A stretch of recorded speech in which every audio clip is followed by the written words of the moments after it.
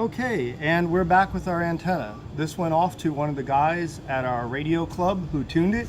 Turned out we had to slide this down here approximately 1/4 of an inch, and we hit directly all across our band. Very lovely. Now off camera, so it would cure, I applied a little bit of epoxy here and here to keep these from sliding, as well as down our ends.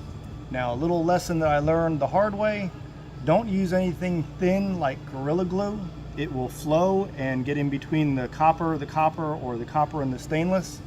You need to use something a little bit heavier bodied, or be very, very careful with the glue. I had to undo some of it, clean off the contacts, scrape them, retwist it back, and make sure we were good. Now, however, did have a little bit of time to try this out. It contacts very well. We were able to reach our local repeater and get a much better signal than we've ever received. So now our next step is to add the heat shrink over this entire area here. However, I think for aesthetics, we're going to lose these zip ties. So I added a little bit of extra glue, so let's see what happens when we cut the heads off, if we lose it or not. If not, we'll just glue it back together and it'll be fine. All right, so those heads are coming off nice. Probably should catch them so they don't fly across the driveway. Okay, so that'll stay put now because of our glue, and it'll give them a much prettier picture. So we have here some 3/4 heat shrink, which looks like it should be approximately the right size. I also had some 1 inch, but I don't think that'll be necessary. So we're gonna measure it out about 2 inches longer than the top of the matching section. Then we're gonna come down here. I wanna also cover this, so we're gonna cut it off somewhere in this area here. So we'll do that now. And then let's see if we can get this to slide over the end.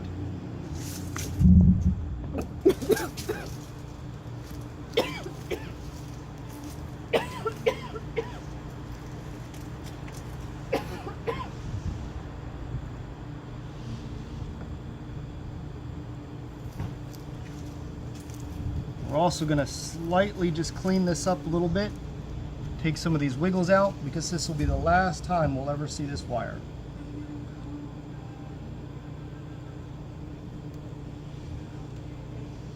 And as we come back in the screen here,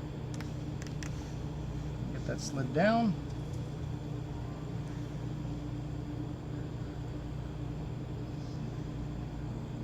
Okay.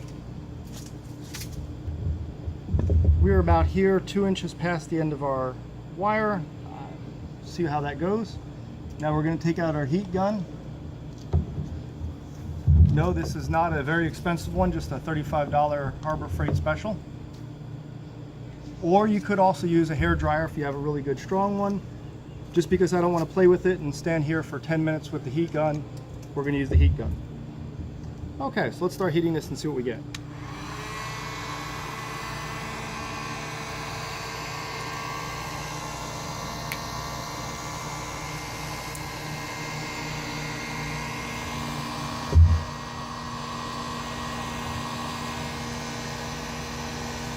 All right, when it starts going, it goes pretty quick.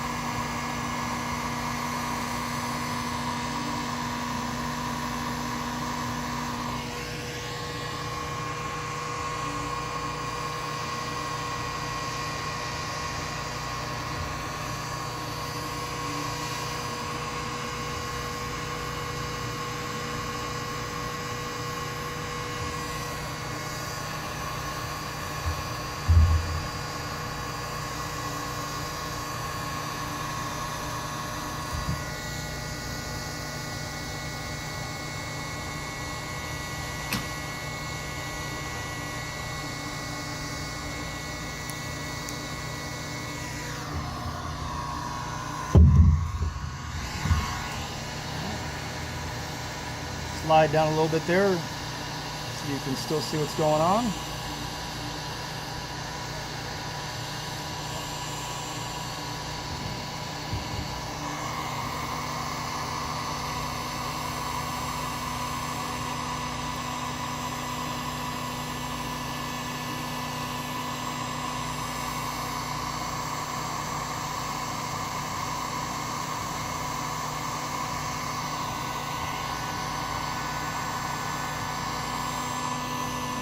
I don't want this super tight. We don't need to see every stitch of it. However, this area up the top here, we're gonna need to see if we can get that to tighten up a little bit. Try to keep some of the moisture out. More than likely, we will need to put a little bit of caulk or some silicone adhesive in that area there just to keep everything nice and weatherproof.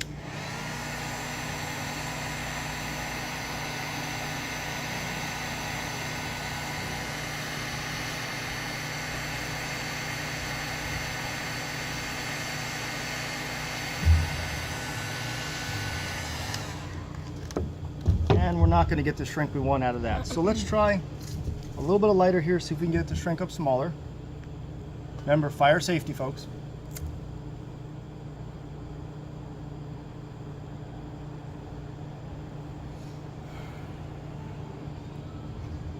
I'm going to edit that out. Pause.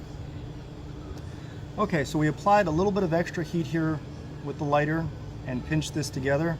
We're going to do a little bit more to close it up.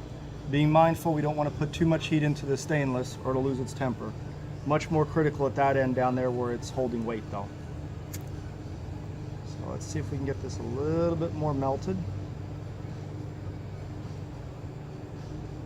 Ooh, nice little char going on there. There we go, we'll call that crimped. Let's cut that off at a little bit of a diagonal, make it more pretty. Lovely. Now we'll still apply a little bit of sealant to that to close it up. Next, we want to bring it down here. We're going to put a piece of heat shrink over this. I bought some 1-inch thinking it was going to be needed, but it appears that this is going to work well. So we're going to go a few inches past on that end, not so much on that end, because just in case we do get any moisture, we want to give it a place to go. So we'll cut that at our highly scientific measurement. Now as a note, while everything's still on screen, I applied a little bit of adhesive here as well as here to make sure that this section does not slide up and down, and made sure our crimp was still good here after my whole loss of electrical experience. Again, make sure your glue or epoxy, whatever you use, does not get in there and ruin your electrical contact. So we're going to slide that same piece down here.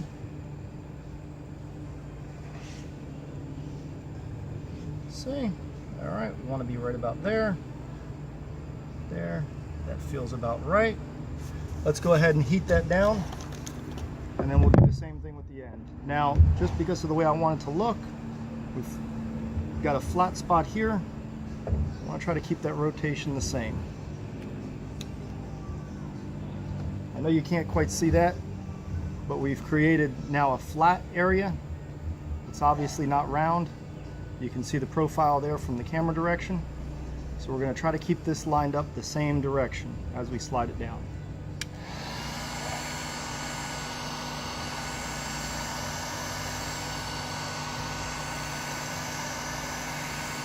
There we go. I think that's going to look real nice.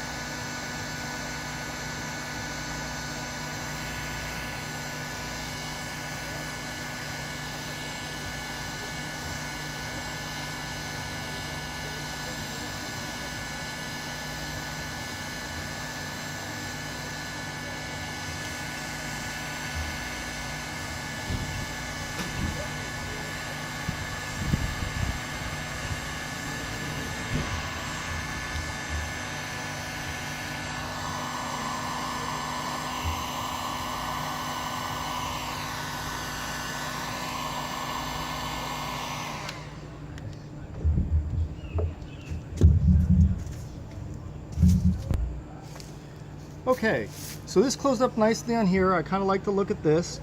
I wanted to keep that a little bit straighter. I heated it more, but that's all right. Now we just need to try to get this to close up. So let's see if we can do the same thing with our lighter and see if it'll close some more. A little bit of lighting and a little bit of pinching.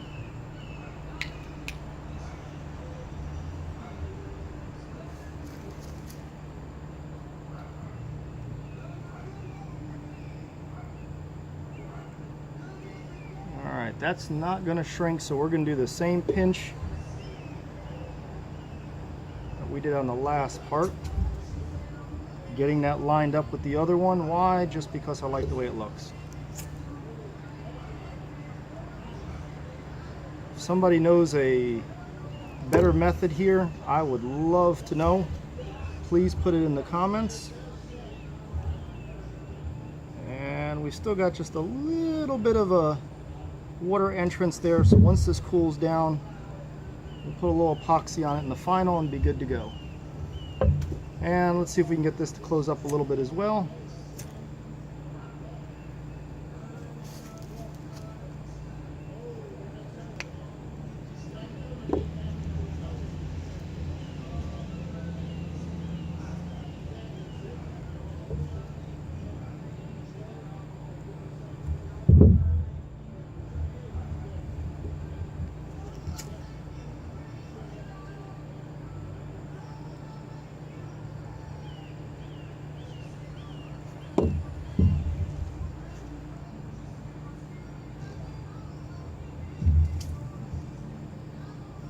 Hand right in the middle of your picture,